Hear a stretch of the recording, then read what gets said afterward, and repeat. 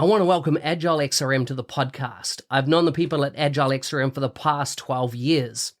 I've seen how their business process management tool can add massive value to complex organizational processes in sectors such as finance and government.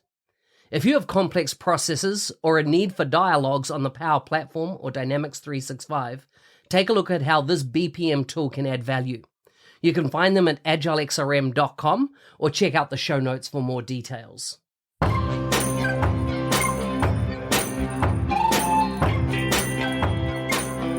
Welcome to the MVP Show. My intention is that you listen to the stories of these MVP guests and are inspired to become an MVP and bring value to the world through your skills. If you have not checked it out already, I do a YouTube series called How to Become an MVP. The link is in the show notes. With that, let's get on with the show. Today's guest is from Ghana. He works at Multi-Thread ICT Solutions as an application developer. He was first awarded as MVP in 2023, so brand new. You can find links to his bio and socials in the show notes for this episode. Welcome to the show, Tchesco. Thank you very much, Mark. Thank you for having me here. Good to have you on the show. Tell me, how excited were you when you got your MVP? Actually, it was a news I wasn't prepared for. And then I just cleared my mind off because I knew maybe I wasn't for this. And my colleague at the same office got the award and just like, Tchesco, check what I got. So I was like, really? Okay, that's great. Let me check my mail. And I saw it and I even really wanted to cry. I was like, what? This is just amazing. I was so excited. I was so much excited. Thank you very much, Microsoft, for this award. Wow, that's so cool. That's so cool. So when you're not doing things, around Microsoft business applications like the Power Platform, what do you do for food? What do you do for fun? And tell me a bit about your family. Food. I love cooking. So what I do for food is cooking. I love cooking. I love keeping my wife in the kitchen most of the time. So when I'm not doing anything related to Power Platform and those, I learn C# development or web development and Android development. Also IoT, and it's a bit of what I like doing most of the time. And I do playing a lot of video games, online one mostly, but not football actually. I'm not a fan of football games, but adventure games. Yeah. Nice. How did you get into technology? Okay, so about the technology, let's say, right when I was a child, I was having this passion of tech and this curiosity of trying to find out what is this, what does this solve, what is all those things. So when I was in senior high school, I used to have a cousin who was having a computer repair shop. So whenever I close from school, I come to his shop and help him small for some 2 hours before going back home. So when my dad saw that, and then due to lack of funds to proceed my university school, he rather put me into those technical training where I have a 1-year training in hardware networking. And after that, I was supposed to start university, but still we couldn't get any fund and I had to go start working. And I struggled here and there to get a job because back then I was very young and then it was hardware networking. Nobody was trusting me, giving me their computers to try my hands on. But I saw something in my area. That was where I was staying. It was a lot of printing press, graphic studios that are around. So I just volunteered in one of them that I wanted to help in graphic designing. And one of the company took me in, and though I did not know anything about graphic design, and I started learning online on YouTube. And that is my favorite part. I like learning a lot when it's YouTube or whatever it is. It just encouraged me. So from there, I started building myself gradually into the graphic designing world and then preparing myself to also further my education. But fund was not coming that much to still proceed. So I still have to rely on YouTube tutorials here and there most of the time. And I wanted to explore more of the world of the IT, not just graphic designing, So I started learning programming, starting with HTML, CSS, and JavaScript here and there back then. And then I got introduced to some of these communities. Those time it was those Facebook developers and then the Google developers. I got introduced. So with there, I got in touch with some people who were also in my background, my coming, who did not go to university and study programming, but rather learn it on the ground on YouTube, and they guide me and direct me in whatever courses I need to follow, how I need to structure myself in learning on my own. So I started like that, learning on my own gradually till in 2019 when we got the first MVP in Ghana. And my sister, her name is Audrey, she just introduced me to like, hey, Tchesco, there is this new guy who just awarded MVP and he's the first one in Ghana. I'm like, what is MVP? What is all this about? And she said like, oh no, you come and join us. We are having a celebration for the guy. So I joined him. I prepared a t-shirt for them. We celebrated, and then they took me into their community where I started preparing flyers for their meetups and co. And that is where I started facing all these my Microsoft technologies, and I realized that there are a lot of opportunities here. That me getting lost in learning whatever is available in the world, if having a direct path will actually get me to somewhere. So I started learning on Microsoft Learn and this thing, developer tools, so like how to design with C# and all those things. Still trying to find my way. Then this company, MultiThread, just found me online and was like, I like your Vim. I like the way you study, and we like to give you this opportunity to develop apps over here. I said, okay, since I love learning, why not? So when I came to the company, I thought it was just me learning how to design in Android Studio or web development. But they told me, look, there is a way the world is going now, and then it is low code, and you need to learn this. Though you want to learn your background, you want to put yourself into whatever it is, but this one is the way forward, next generation. That's what the director told me, that try learn this, and I believe in the next 5 years, you will thank me later. And I said, okay, no problem. Then they gave me 3 months in learning, and they were having a senior developer, and then later they hire a new developer to join. And then we are 3 in the team and have a 3-month learning in that journey in Power Platform fully. And then later, after the 3 months, then we found ourselves in the full 1 year developing apps for a company, a bank in Ghana here. And then it was not one app, it was more than 15 apps developing, all automating, let's say, the whole process of the company.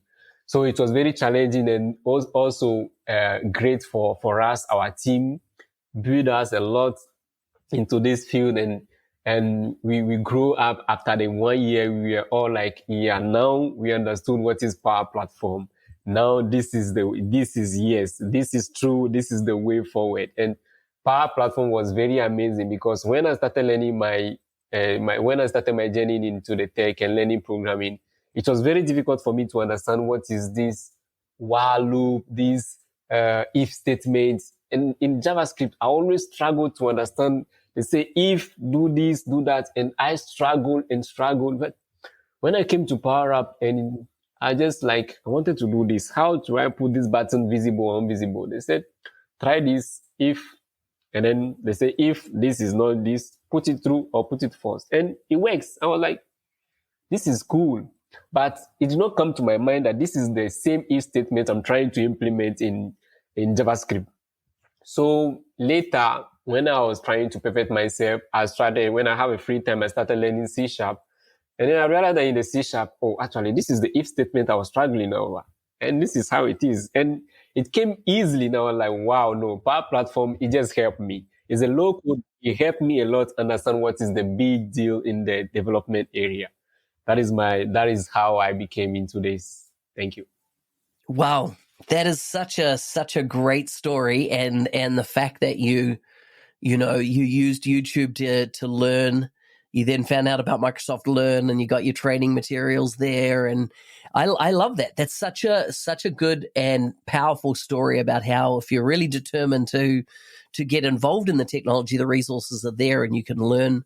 Tell me, how much of your design experience has carried over into the user interfaces you design now in Power Apps? Yeah.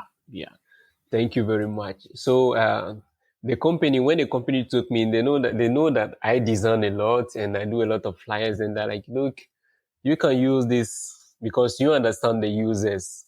You understand when they say design this post, you know what are the colors and how to attract the publics. Now, use that mindset, that idea, and implement it in apps. So my first time designing app, I was very confused. And when I saw the Power App interfaces with the blue button, I was like, nah, even and this blue button, I don't like it. These blue colors, I don't like it. But let me come up with something. But I thought Power App was limited. So I started searching on how to make sure my UI become more beautiful. So that's where I started learning, going here and there online, always as usual. I always search like that.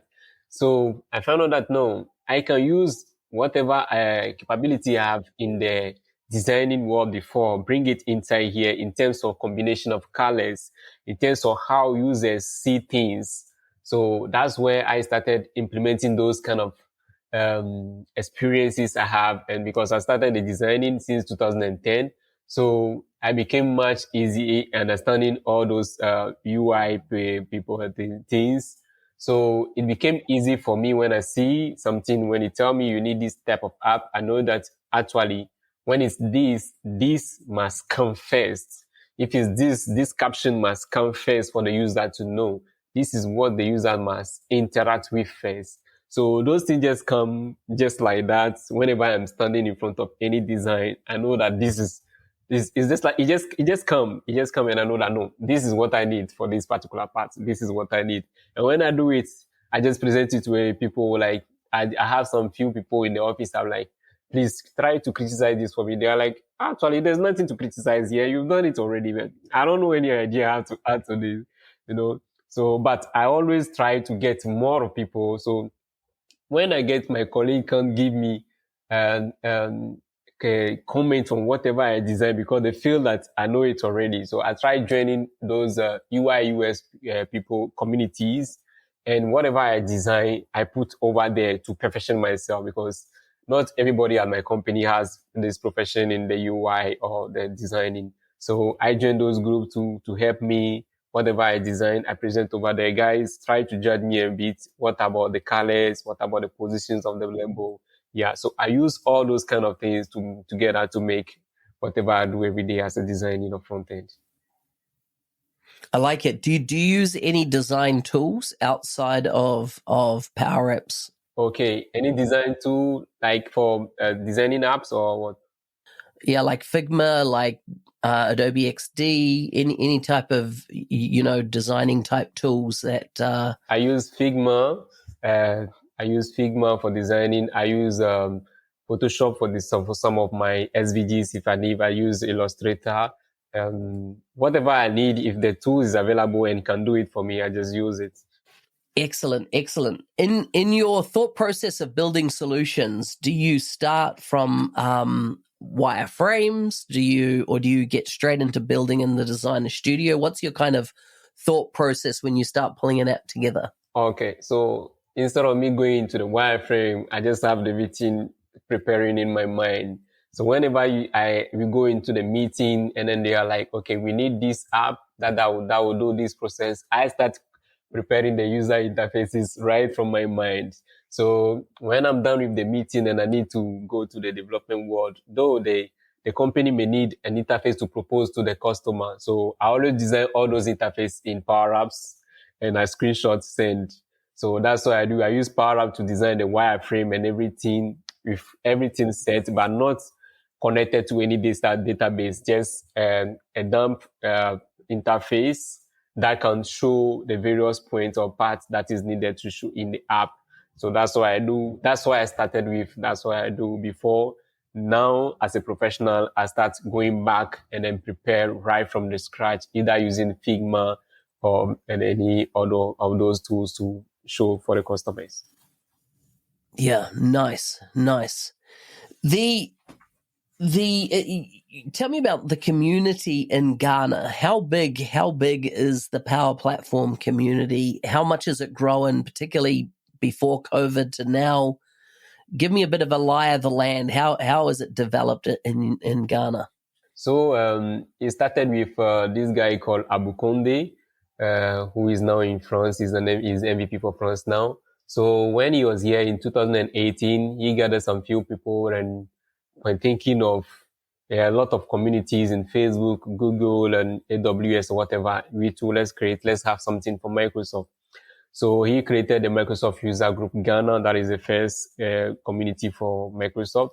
And he started running events over there. And then back then it was it was in person. That was 2018, 2019 in person event. But people were not that much interested in the whole thing. And then it was difficult getting. So at first it was we used to do it at the Microsoft office here in Ghana. So the place was small, but you will get only 10 people, 15 people coming. So it was a bit challenging at the beginning for people to get knowing into those things.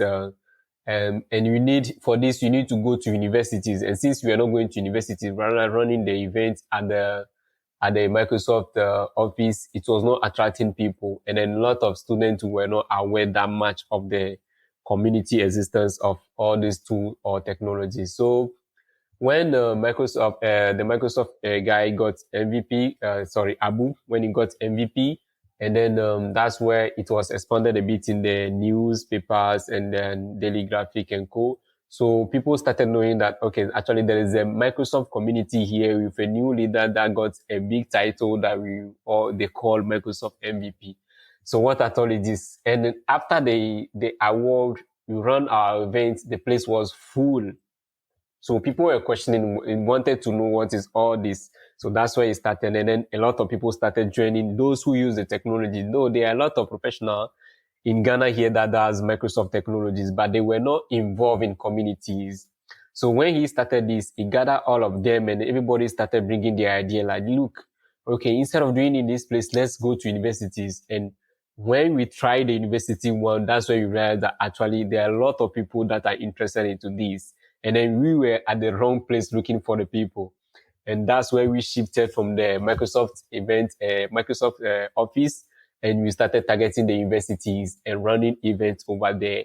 And from there, where we started with 20 and 30, we went up to 200 and 300 students or people joining all together to assist to events. And in Make It today, we have a lot of user groups in Ghana throughout running all these technologies together as a community.